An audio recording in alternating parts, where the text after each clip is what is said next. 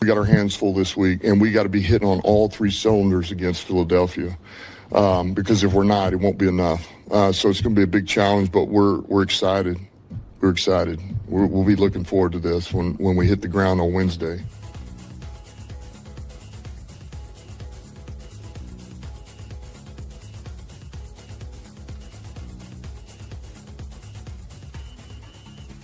Ted, I definitely want to get your sense. I was on a call earlier today with Dave Burkett, and I asked him the question, which call was worse?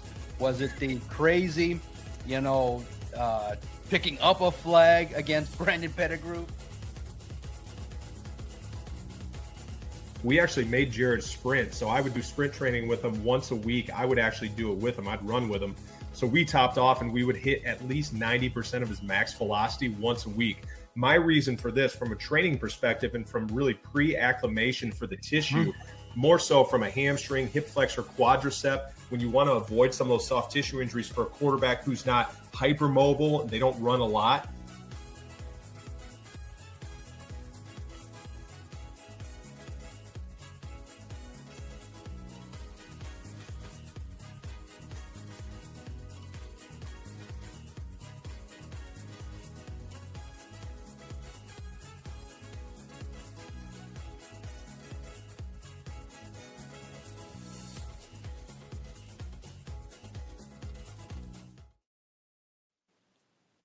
And welcome to Blockbuster Sports. And oh my God, Andy Reid, I can't believe that you actually made the show here today. You have a big game against Dallas. Thanks for coming on, Andy. I believe that's tomorrow. Can't wait. Yeah. It's just always a good time. I was there in Dallas for the game in 1995. We lost. That's back in the good old days. But I had a fumble, as I recall, from the quarterback, and they took it back for a touchdown, and so we lose. But maybe we'll catch them. You guys beat us fair and square this year because you had Chris Jones playing, and you also had Kelsey playing. So that was kind of the difference, wasn't it? Yep. There's always one or two plays. We're always so close, and it's just amazing how if you can extract out one bad play, make something else happen. How you could have won the game. We've almost had 4 of those. We definitely had 3. So did you, Chris, did you see the big news? Frank the Tank Ragnow is back. Do you think that's going to make a difference? Because what did you see, Woody? What did you see? We used to have a top 5 offensive line. Remember, this is a live interactive show. Do you think we have a top offensive line now that we have the Tank coming back? And Chris, you can talk about that. Donnie's going to jump on right away, and I'm going to share this thing and produce it too. Go ahead, Chris. Sure. Well, I'm not aware of the details of the quality of your offensive line, just to be honest. It seems like, if anything, of your offense, and I do love your offense, and I had mentioned it to Donnie earlier that I hope you guys make the Super Bowl. I thought you should have made it 2 years ago at the playoff game against the 49ers. Yeah.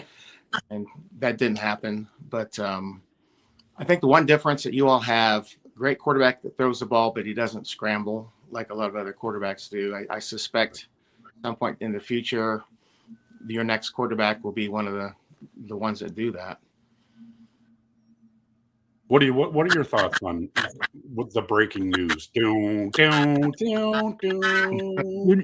I think that's huge, especially I think today was the last day he could come back from retirement, right? And he sat back. He's watched our O-line struggle. I mean, he was the heart of it. Losing Zeitler, which was top 3 at his position at the time, was huge. But Frank Ragnow was the anchor of this, right? He was kind of the mentor to Sewell. I think it's going to be huge, especially at the center position, man. It's great having him back, and I think he's coming back fired up. I think it's going to be huge. I mean, we went from a top 3 offensive line for a few years to, struggling for lack of better words. So I'm excited. I'm happy to hear it. Yeah. All right, Chris. We're going to have you back on in about 20 minutes. We're going to do a mic check, and we're going to talk some Lions, and then we're going to get into the Dallas Kansas City game. So if you could sit in the backstage or get some chores done if your wife needs you to do some chores.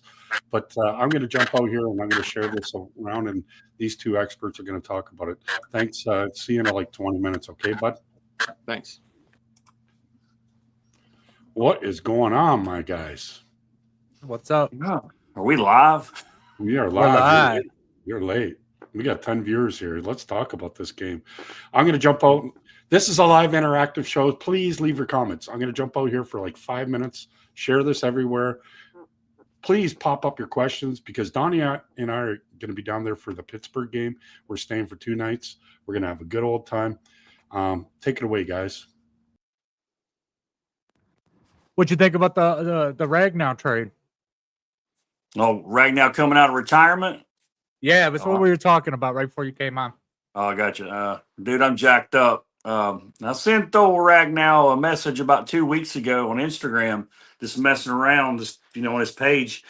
I let him know that he could be the key piece to a Super Bowl ring, and we need him at least to come out this year and help us push through this playoff push. And I don't think he looked at it, man, but a few prayers were answered, so to speak. I'm excited. I'm jacked up, dude. The dude's had, 11 months to get ready, to get over some of these injuries. He's So- still young, right? And it was a toe Yeah. issue, right? He was having a toe issue. He was They playing said he had a through- pec issue, a toe issue, a shoulder Yeah. issue, a couple other things, maybe a ankle or something. But dude, this is huge. Will he play tomorrow? No, he didn't practice. He's not ready. But I'm sure he's physically ready. I'm sure he's been training and staying, on top level of where he needs to be. And no, we got to be excited. I know that Graham Yeah. Glasgow's out tomorrow, but I'm sure we can, make do for one game. My biggest concern when it comes to the injury front is Kirby Joseph. Kirby he's missing another game, man. He's a big piece to our defense. So I don't know Yeah. what the plan is for him, but we all know Laporta's out probably for the rest of the year. Yeah, yep. I saw where Brock Wright's hurt. He's out tomorrow also. So that Yeah. can't help us. That's tough. Yeah, I mean, with that, you want to give Ragnow a big thank you. It's great to have him, but I think the city of Detroit, and touch on this, owes 2 people a huge thank you.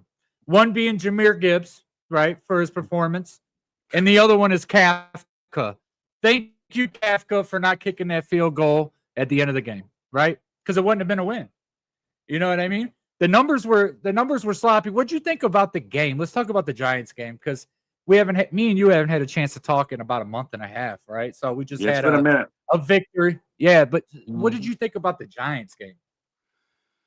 Well, I watched the game before because we had to play Philadelphia at night, so I had a chance to watch Green Bay play the Giants. And honestly, I thought the Giants should have won that game. They took them right down to the very end, man. They were actually leading them there, and they made the Packers look normal, like an average Joe, an average team. So when they came in, I was not expecting a blowout, even though they have an interim coach. They have a backup quarterback, probably the third string quarterback. I wasn't expecting a blowout because of the effort and the heart that these guys show. And the defense showed the same thing that they showed against us last week. So we didn't do enough to really perform at the level that we're used to. But it was disappointing at times with our defense because it's frustrating. I know they're playing zone at times and they're leaving certain receivers wide open, and it's like I know that's where we're missing Kirby on the backside. I believe Kirby could have made a few more plays last week to really stall a few of those possessions. But we need to play tomorrow. We need to play like we did against the Eagles defensively. We got to step it up. We got to tighten the coverage. I looked at a stat today that really confused me a little bit on why we were blitzing Love so much the first game. Against the blitz, he's eating defenses up. I don't know what the rate is, but it's a really high rate. The guy's a really good quarterback against the blitz. Stop it. Slow down the blitz. Let's tone it down just a little bit. Let the 4 guys on the line take care of the pressure. and let's get back and have the linebackers help out, the secondary. We do that tomorrow. I think that's a big key to win that game. And if the offense, if the offense does what the offense can do, we may roll their ass. We have like you said, Jahmyr Gibbs, man, he's special. He's special like my boy Barry Sanders. I'm wearing the old Barry Sanders throwback for this show and the old cheese grater. We're going to grade them up, man. Let's go Lions. So like Jameis Winston had way too many passing yards on us, right? But I was going through, there's this crazy stat, bro. It's crazy, right? I'm going to start off with the rushing plays. So they had 39 rushing plays. We had 20, right? They had 123 rushing yards. We had 237. So we had half the rushes they did, double the yards, right? So here we go. So the average yards before contact was 0.7. So as soon as they were handing the ball off, we had a hand on them, right? The average yards before contact for the Detroit Lions was 5.8. Gibbs was not being touched until he almost had a first down. That has to be that's absolutely crazy. And then average yards after contact, they had 2.2. We had 6.1. So you got to think, on average, he's not getting touched for 5.8. And then on top of that, he's getting another 6.1. We both had 4 explosive runs. They had like 45 yards off explosive runs. We had 177. Gibbs was the difference maker in that game. And not only that, like I seen, the right tackle talking crap about Hutch. Said he didn't do nothing. If you go back and you watch pressures, he had like 6 pressures, or he had quarterback hits. If you watch that final play, if that right tackle would have stuck with him, that play wouldn't have happened. Aiden Hutchinson outworked him. He stuck with the play, like he kept going. That tackle just gave up. That's what happened there, because Jameis Winston probably would have got the first down, honestly. So that's an attempt. Sounds to me like he's just a little bit salty. Yeah, that's a big play. That's a huge play. That's a highlight on your career play. He ended the game, and our buddy Darcy was there to witness it. Yep. That's huge. It was, he ugly goes at all times, of them. But most of them. Yeah. We got it done. I saw the Dallas game. But. Also with like the play calling on the passing plays, Donnie, it's kind of like the average depth of target for the Giants was 13.1. Our average depth of target was 5.9 yards. 5.9 yards. On yards lost from drop passes, we had 16 yards. The Giants were -1. I don't even know how that's a thing. But yeah. So it's interesting, man. It's really, if you go back and you look at the stats, it's crazy. I think they had like 488 all-purpose yards. That can't happen against the Giants. But like, attest to what you said, like the Broncos game, it took for Bo Nix to break an NFL record, 4 touchdowns in the fourth quarter, 2 rush, 2 pass, for them to beat the Giants. They beat Philly. They had a good game with Philly. Packers barely beat them. Bears barely beat them. Like, Giants are playing everybody tough. They're going to be a good team. The Giants have like a top 10 talent. If you're looking at talent from top to bottom, I believe the Giants have the talent. They don't have the coaching. I know Dabo, what's his name? Dabo, the guy got fired. Yeah. Yep. I know he's got a history of being a good coach, but he's probably the fall guy. Not everything lines up perfect. But that roster has been built from the ground up pretty well, man. I mean, I'm impressed with their defense, not just against the Lions, but against the Packers, against Denver. They made Denver look normal for 3 quarters. What do you guys think of this? Go ahead, brother. With this comment here, too little, too late. I'm afraid. That's what Yeah. So I don't know what that's to, but beneath that, Barry Denrith, if I said that wrong, I'm sorry, said McNeil drove his guys straight back to make Hurt step forward. So I don't know if he's talking about the Philly game or if he's talking about what happened with Winston. In that play that I was talking about with Hutch, McNeil just completely, it wasn't even a move. It was a pile drive. He literally pushed him back to the point where his heels hit the ground, and then he didn't fall, but you know what I mean? Just that pressure alone, getting in his face, it was huge. Do you like Coach putting McNeil on the other edge? at times? Are you digging that? You think that's good for us? No. You only have so many guys on the roster, right? And you only can make do with what talent you have. So, That's true. Brad Holmes' hands were tied because he's not that type of GM. He wants to make shakes and moves, and at draft day he doesn't want to ever do that. So Well, okay, do you want to finish off with that, and then we'll talk No. about the Jahmyr Gibbs and the Barry Yeah. Sanders comparison at the age of 24. Yep. All I was going to say is, and attest to what you said is huge, right? If you go back and you look at the plays, like the guys on the field, Jack Campbell was on the field for 100% of the snaps. He played 7 special team snaps. Anzalone, 96%. Amik Robertson, 96%. Barnes was on the field for 100%. They're doing special teams. Our offensive, I think St. Brown and Jamison were both on the field for 96% of the snaps. There was no break.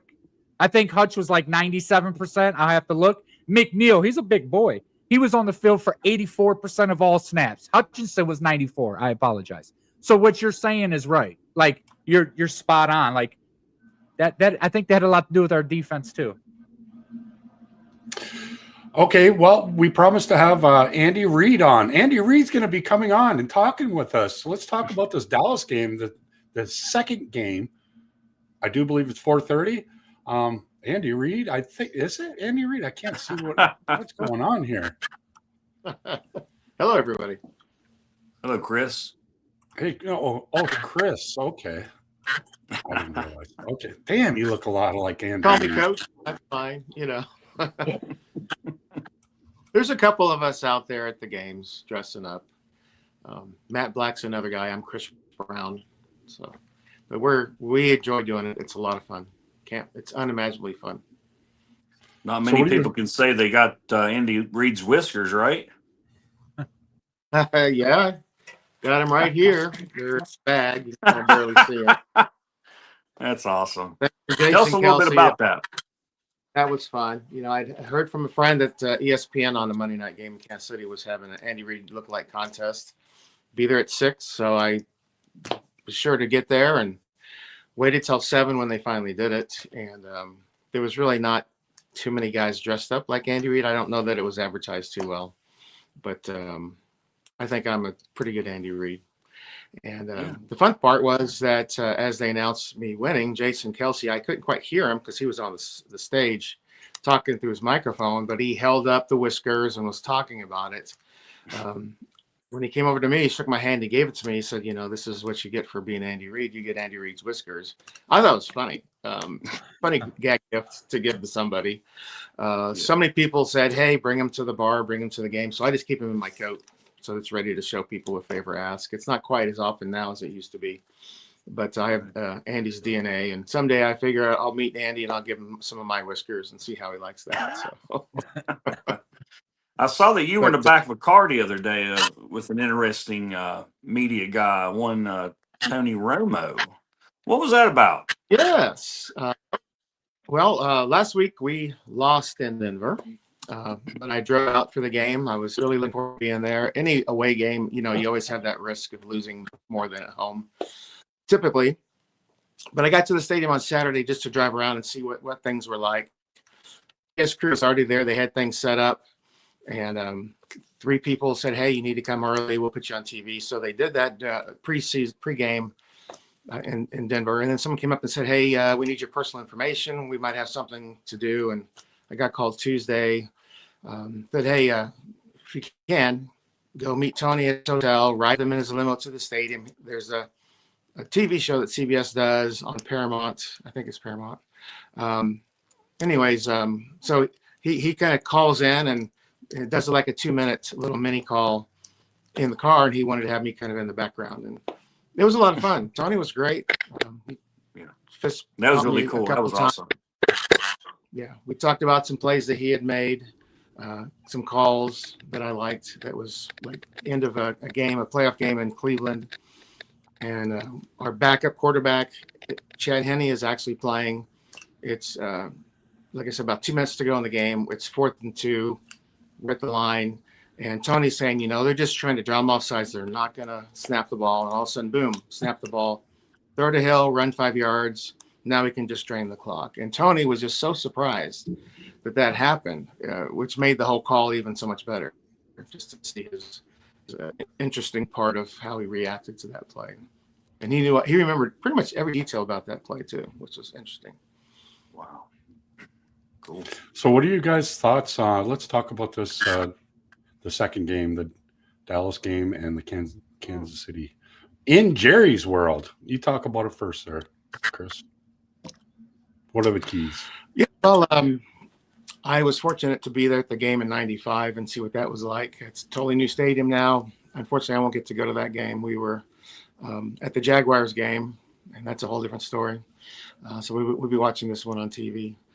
At first part of the year, as Dallas's defense was, not present, it seemed like one of those automatic wins. And now you look at them, I think the defense are they ranked like 8th or something to that effect? Their offense is running really well. 2 great wide receivers, good running back support. But so yeah, I think it's gonna be a whole lot harder game now than what I thought earlier. Anytime you're away, most games are pretty hard too. So we've got a tough battle coming up. Every game is a kind of game we need to win because we started so horribly. I'm not a betting person, so I would kind of just sit back and watch this kind of game. It's not my kind of thing to call as to who's going to win or not. I definitely want the Chiefs to win, but sometimes it's just 1 or 2 plays that will go one team's way or another. So we'll kind of see what happens. Well, I'm going to say I hate the Cowboys more than anybody in this life. I'd love to punch him right in the face. I'd love to punch grab Jerry Jones by the short hairs and knee him and then punch him in the noggin. But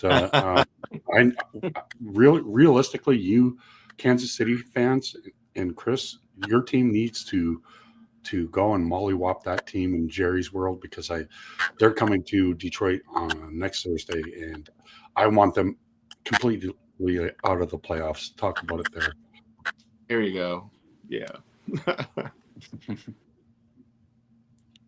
Talk about it, buddy.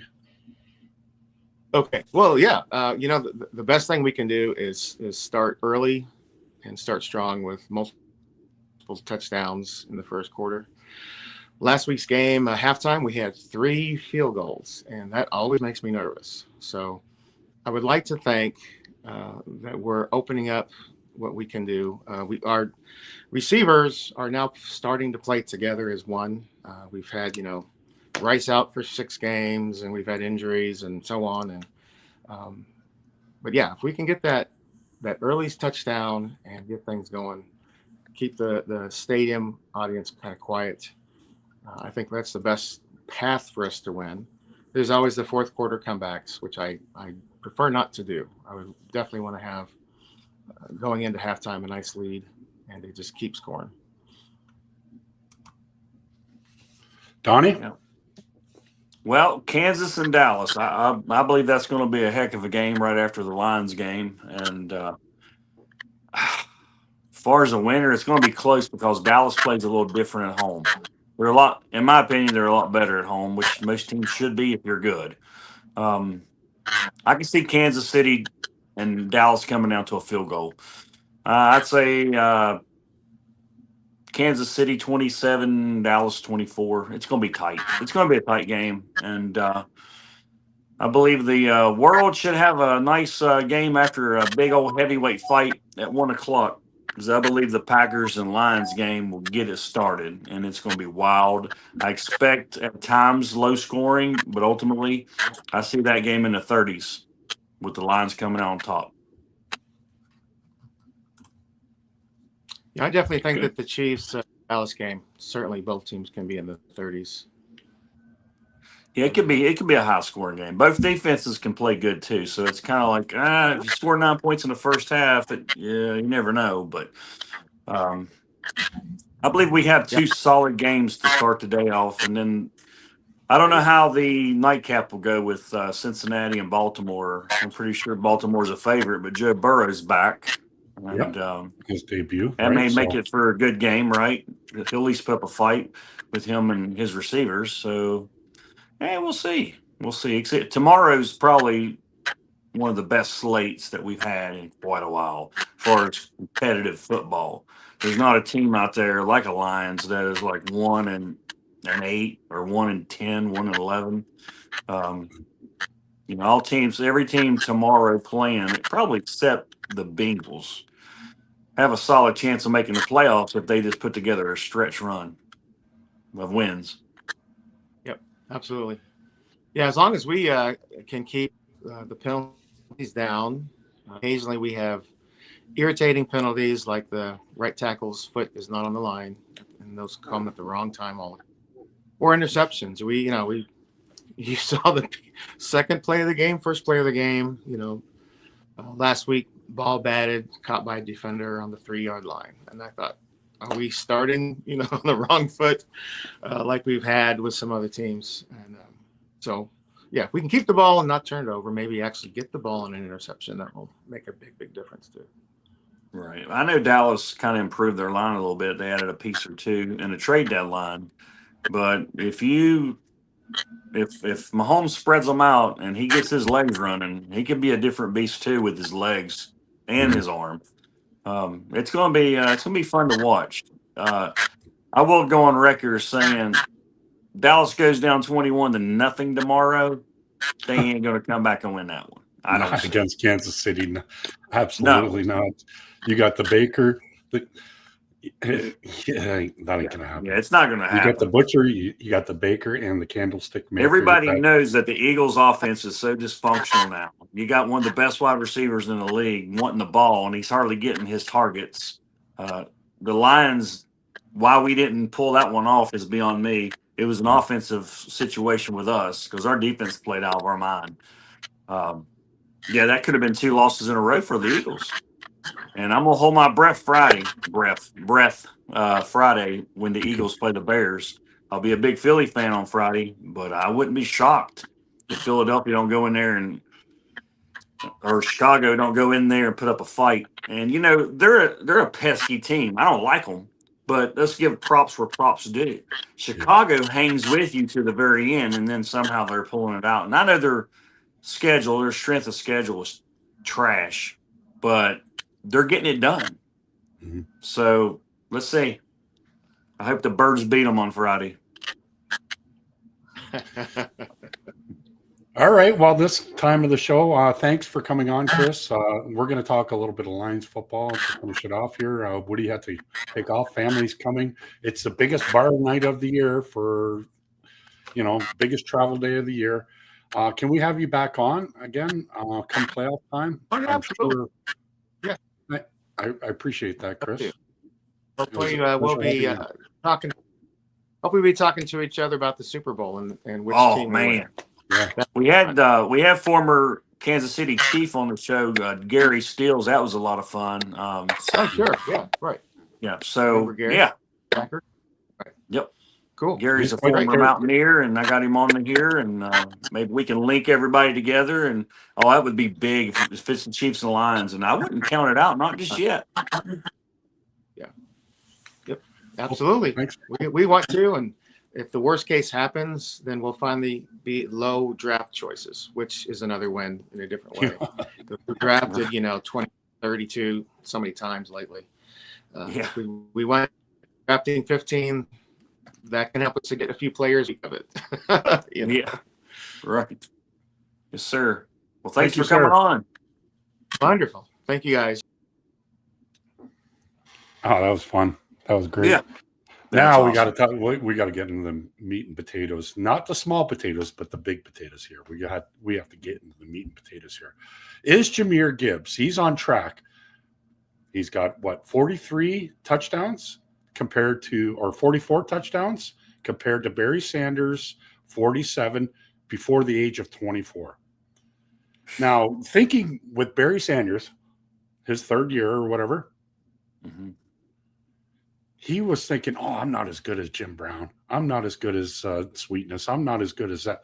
But as time goes on and experience goes, is Jahmyr Gibbs going to be like a first ballot Hall of Famer? Like, man, you look at these numbers. You know, Barry wasn't the fastest guy, but his start and stop, his vision was better than anybody in the league. Now, I get it, you know, but he's on that track. Talk about it. He's on that track. He's on track. You got that right now. There's a comment for it's Thanksgiving. It's tough for everybody. People are traveling. Thank you for coming on. He's our we're the three amigos. We're the three amigos. Happy holidays. We love you, Wood. He helped Mark Schmidt and the NFLPA and the former players. He drove us around and everything like that. We appreciate him.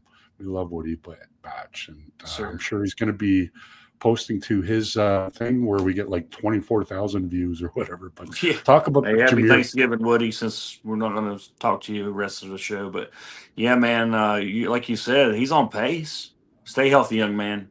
Stay healthy because you got a chance. We'd love to have another statue beside Barry's, which I'm hoping the next one's Calvin Johnson. Right there, man. It can happen, Darcy. I'm telling you, man, he's special.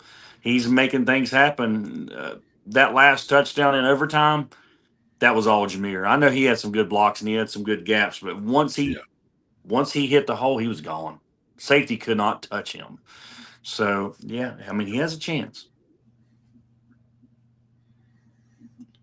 Yeah, it was awesome. Like, I'm there at the game, so it's just like – and then Amon-Ra went and talked to the coaches, says, let's just run the ball. We got him. Mm-hmm. And I didn't realize that they were so bad. I didn't realize they were so bad because I watched that Packer game, and I do a lot of film study, and I got the all-22 view, and I'm like – and I'm driving into the game just before I hit the tunnel, and I hear cookies, and I live in these chats, right? I breathe in football. I live and breathe fucking Lions football. This is what I do. I'm hooked up with the NFLPA. I'm hooked up with the insiders, with John Macroon, Sports Illustrated. And Cookies is talking about, oh, we're going to rest Frank, or we're going to rest Taylor Decker, and we're going to rest Penny Sewell, and we're not going to put Jahmyr. I was like, did you not watch? And you guys are paid, and you guys remember this in the chat, or Woody would. You guys are paid to talk about your opinion. Do you not watch coaches' film? Because you idiots don't realize that these guys are a fucking pretty good running team. They like to go outs all the time. And Jameis was playing way better, other than that interception in Green Bay, and almost won that goddamn game.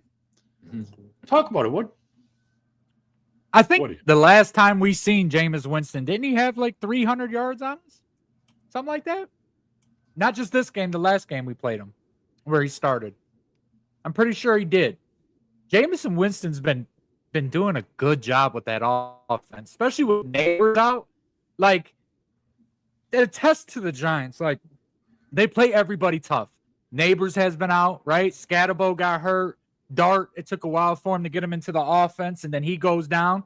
Winston's doing a great job, especially for a traveling quarterback. You were 100% correct. Winston does his thing.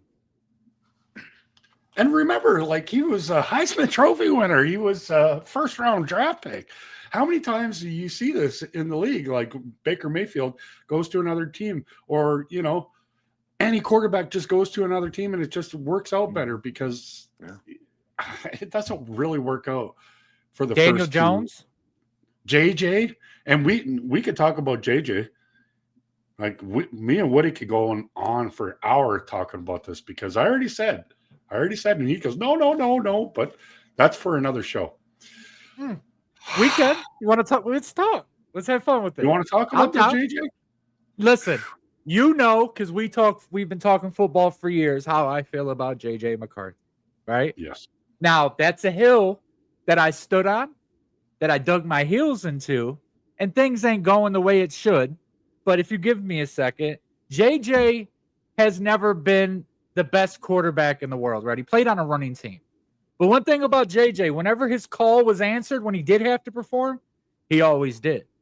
Now, the thing about it was game 1 versus Chicago, he had the rushing touchdown, the fourth quarter comeback, down by 10 points in the fourth quarter.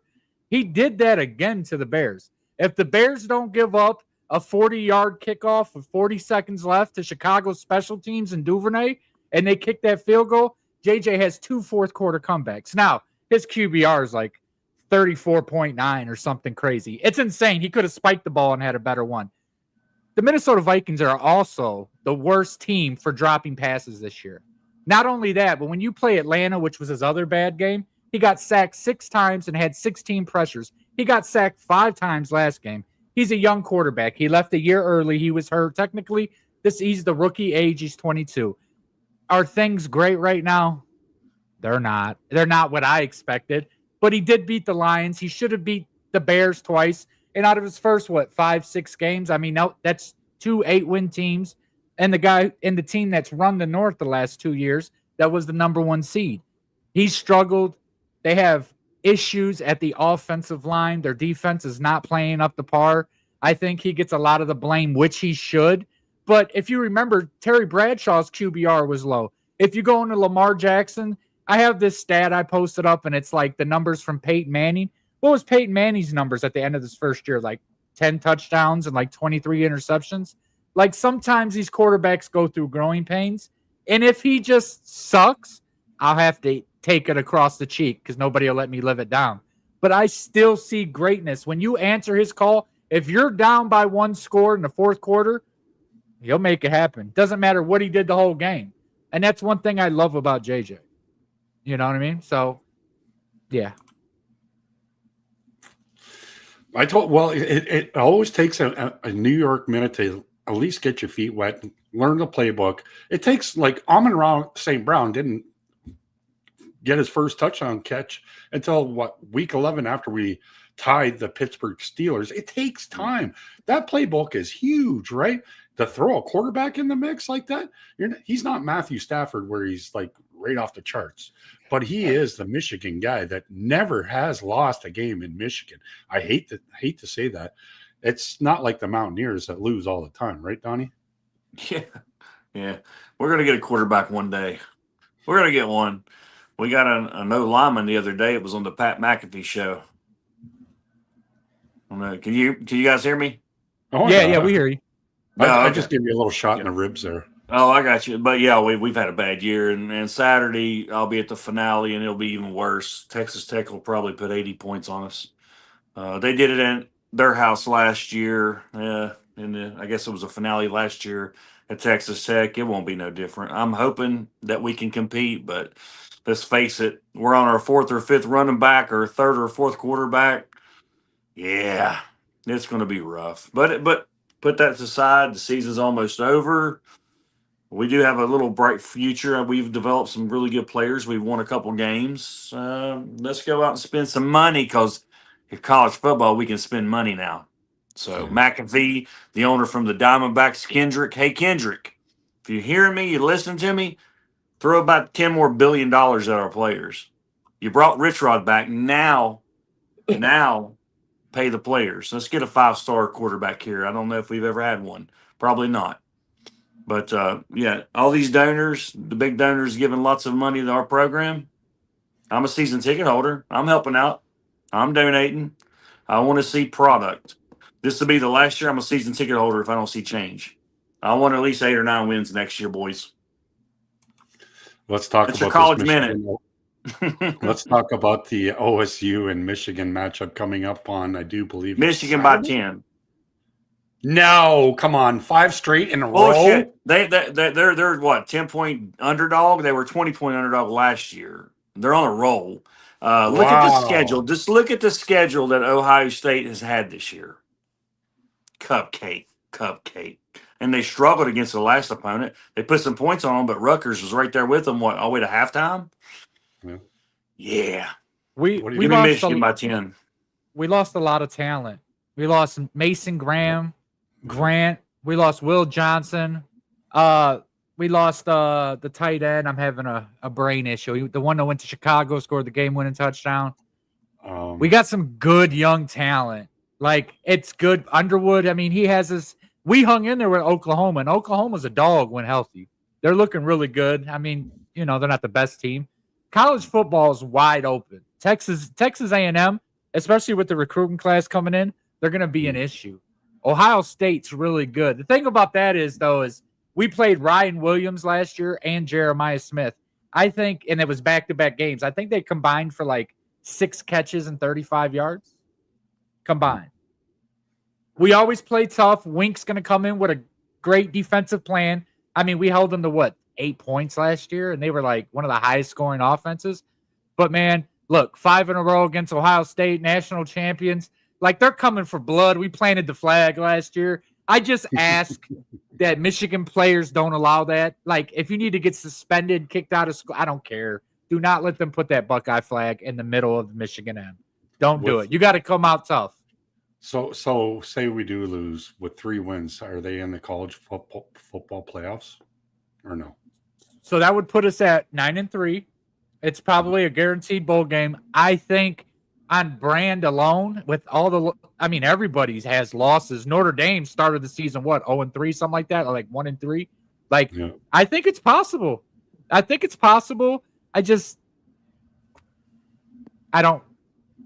not there yet. They're young, they're talented. We got 3 freshmen on our offensive line, a freshman quarterback. Jordan Marshall is a sophomore. He's going to be a dog. Our starting running back's injured. I don't know when he comes back.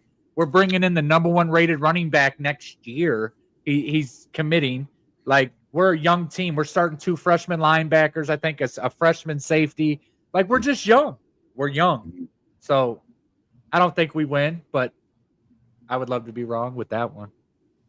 It's something about Ryan Day, though. No, that's one of the things I'm looking at. The facts are the Ryan Day struggles against Michigan. What's his record as a head coach? He won one. Yeah, so he took over after that scandal or whatever it was. I forgot what happened. Ryan Day, though, but he finally he didn't beat us, but he got over that hump by winning the national championship. But it's not a whole national, because if you lose to us and you win it, it's kind of like, you know what I mean? It's like winning the NBA Cup at the half-season mark, that Emirates Cup.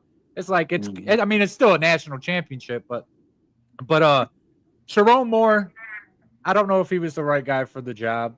He's a great recruiter. We've never had 5-star athletes like this.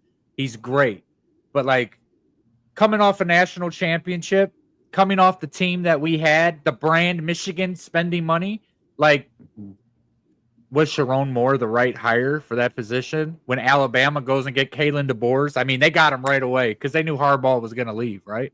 Like, we should have got like a Lane Kiffin. It's University of Michigan. You know, we've been hiring Brady Hoke. We've been hiring Rich Rodriguez. You know what I mean? Like, Rich was a hot coach at the time, though. He was. No, but when he got fired, he had to play "You Lift Me Up When I'm." You remember that song? I was when Rich was coaching Michigan, I was hoping you guys lost every freaking game. I was rooting hard for you. At the end of the day, you know, like you said in another episode, he's not a Michigan man. Okay, he came in as a Michigan man, thought he was, whatever. He didn't. I don't feel like he had all of his players he needed. And when you take a big time program over here at West Virginia, he's got plenty of time. He's got a year or two more. You don't have that time in Michigan to get the players. And, he didn't. I think if he had another 2 years, maybe it'd been pretty scary. It'd been real scary. But so with you were talking about the quarterback, Pat White. Pat White killed it. He went to the league. Rich Rod likes running backs as quarterbacks. So we went and got Denard Robinson, Devin Gardner, right? We went through that whole thing. The problem was we had a lot of good players decommit. Like as soon as Rich Rod, and then after that first year, we had a lot of players transfer out, a lot of good players. So that's what killed his future. And then, you know, Brady Hoke comes in, and then, you know, like that was the last time behind Bryce Underwood that we had the number 1 high school player come in, which was Rashawn Gary and Jabril Peppers, was 2 years apart. So, and they're both from New Jersey. So Jabril Peppers, Rashawn Gary, and then we went like 12 years without it. But yeah. Well, Maryland was trash though at that time. Trash. Yeah. Our big recruit that was going to follow Pat White for his quarterbacks, he went to Ohio State. Terrell Pryor, is that his name? Terrell? Yep. Yeah. He was going to be Rich Rod's next quarterback coming in. The rumor and was he all would over have. town. He was a great college quarterback. Yeah, it was great. But look, man, Rich was going to leave a year before he left. Went and interviewed for the Alabama job. I bet you he regrets that because, before Nick Saban, that program was kind of mid. It was a mid program. Go look at their freaking records, man. 7 or 8 wins, not a lot. I mean, average. But yep. He decided to stick around another year because he had all these weapons. And then he had a clash with the AD. AD didn't want to give him what he's got now. Prime facilities, workout facilities, practice facilities, all this stuff that we got now, the money from resources came in. And honestly, I believe he's happy. I don't believe he's going anywhere else. I believe he'll retire here. But money will buy him a roster. It's different than what it was at Arizona and the little college he came from last year. But we'll see. Spend the money. I'm begging them. Just spend some money. So let me ask you guys, Thursday, tomorrow, Yep. score, who wins? Yeah, I was thinking about wrapping it up here. Okay. Who's that center we got there? What's his name again? Glasgow Tate? is out.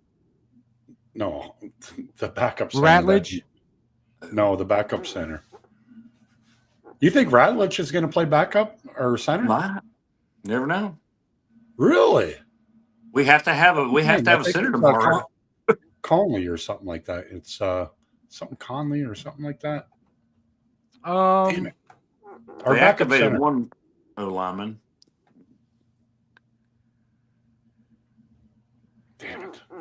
It's in the Yeah, chat. we're all having a issue with our brain. So, okay. First of all, We have any the questions? place is going to be electric. Like last game was, I felt like leaving by the start of the fourth quarter. We were down by 10. They were just moving the ball on will. Like we were not getting any pressure. The place was starting to get quiet. They did everything possible and they kept getting first downs and scoring on us. And we come back and score. And then all of a sudden, Jameer just took it over. Jameer took over the game. Golf did not win that game. Jameer won that game. I'm worried about Dan Campbell being the play caller. I don't think it's worked. I think losing Ben Johnson is a conundrum. Tomorrow is a must-win. If we lose this game tomorrow, it's over. It's over. I'm telling you that. It's over. I get it. You can win the next 5 games with our 6 viewers. You probably can, but good luck against the fucking Rams. And I know Green Bay's got to go play in Denver, right? What is Green Bay's hardest game after that? You look at Chicago; they're not going to win more than I'll bet One more. Yeah, maybe 2. if they win 3, I guarantee I'll give up my season tickets for free if they win 3 more. You heard it here, straight from Detroit Darcy. There's no way they're winning 3. Guys, talk about it. Like, I don't even know if we lose this game, we're not making the playoffs because San Francisco is 8-2 right now. Yeah, they must It's not definitely a have a must bye. win. They must not have their bye yet, right? So thank you, Barry. Darcy, last name Cologne. Cologne's the backup center. Yeah. Cologne, yeah. Go ahead, Donnie. You follow up. Oh, I was just going to say it's definitely a must win. And I have a better feeling about going into this game tomorrow than I did Sunday. The Giants, not that the Packers aren't hungry and they don't want it. This is a division game. And we all know how these go. Either way, it's going to be a fist fight. It's going to be a 4-quarter fist fight. It's not going to be easy. I don't see one team smashing another one. 2 years ago against Green Bay, we had to fight to get back in the game and eventually lost it. I don't see that tomorrow. I do feel better about our chances to win this game. I know we don't have a starting center. He's out. Glasgow's out. Of course, Frank's coming back, but he's not ready. I have a better feeling about the scheme that they're going to throw at them, and I feel like the defense is going to be the big key, just like we were against Philadelphia. But I believe the offense will manufacture enough points to get it done. I can see us being a 27-24, 31-28 game. There's going to be some touchdowns. There's going to be a couple probably boring spots in the game where we're stuffed with our turkey and falling over like, damn, is anybody going to get a first down? But these two teams are also really good defensive teams. They can do three. They can complete 3 and outs. It's going to happen tomorrow. I would be shocked if either team smoked the other team, but I predict that the Detroit Lions pull it out. Give me a 34-27 victory. Give me 7 points. Hang on. Before you finish it off, Woody, here. The first 1 to 30 wins. Remember, we don't have Brock Wright, so we're picking freaking tight ends off the freaking streets. So, Woody, you finish it off here, and we'll have the intro video. So Score and why. last game, our average pass attempt was 5.6 yards. You know, we won that game. Gibbs did great, but Kiefka, I'm saying his name wrong. If he kicks the field goal at the end of the game instead of put the nail in the coffin, we lose. Giants are a good team, right? We almost came a bad play call away from losing back-to-back games since I think it was 2022 or 2023. It was 22. Yep. So in my heart, the Lions don't feel the same. Ben Johnson did leave. You know, it kind of messed us up a little bit. I love our team. We still have a lot of talent. You know, the grit doesn't feel the same. Darcy, you're with me, bro. You're in the chats with me. We cannot lose to these dudes again because we're never going to live it down. You know what I mean? Back to back against the Packers. Like, it's not going to stop. I have faith in the Lions at home. We don't have a lot of success on Thanksgiving Day. My score prediction, I think it's going to be higher scoring than last time. I think we're looking at, like a 27-20, hopefully. You know what I mean? We pull it out on offense. But yeah, I'm nervous. Would you say that? Man, I appreciate you guys having me on, man. I mean, I think doing the Detroit Lions show, the fans out there are passionate, one of a kind. And so appreciate the work that you guys doing. Appreciate you guys having me on. I do Believe in Lions podcast on the Believe Network.